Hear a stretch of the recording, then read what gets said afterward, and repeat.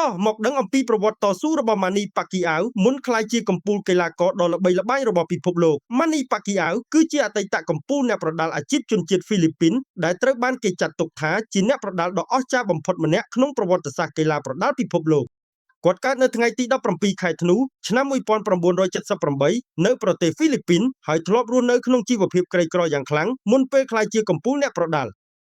Manny Pacquiao មិនត្រឹមតែជាវីរបុរសកីឡារបស់ហ្វីលីពីនប៉ុណ្ណោះទេប៉ុន្តែលោកក៏ជានិមិត្តរូបនៃការតស៊ូពីភាពក្រីក្រទៅកាន់ភាពជោគជ័យដែលបានបំផុសគំនិតដល់មនុស្សរាប់លាននាក់នៅទូទាំងពិភពលោកខាងក្រោមនេះជាប្រវត្តិតស៊ូរបស់គាត់ទី1លោកកើតនិងធំធាត់ក្នុងគ្រួសារក្រីក្រមួយនៅប្រទេសហ្វីលីពីនដោយពេលខ្លះមិនមានអាហារគ្រប់គ្រាន់សម្រាប់ទទួលទានឡើយទី2នៅវ័យ14ឆ្នាំលោកបានចាកចេញពីផ្ទះទៅកាន់ទីក្រុងដើម្បីស្វែងរកការងារនិងឱកាសក្នុងជីវិតដោយធ្លាប់ដេកតាមដងផ្លូវនិងក្នុងកន្លែងហ្វឹកហាត់ប្រដាល់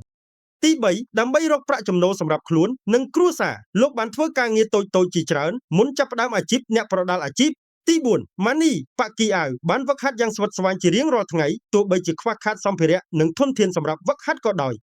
ទី5លោកមិនដែលបោះបង់ក្តីស្រមៃឡើយទោះបីជាជួបបរាជ័យនិងឧបសគ្គជាច្រើនក្នុងអាជីពដោយការតស៊ូនិងវិន័យបាននាំឲ្យលោកក្លាយជាអ្នកប្រដាល់ដំបូងគេក្នុងប្រវត្តិសាស្ត្រដែលឈ្នះខ្សែក្រវ៉ាត់ពិភពលោកក្នុង8ប្រភេទទម្ងន់ផ្សេងៗគ្នា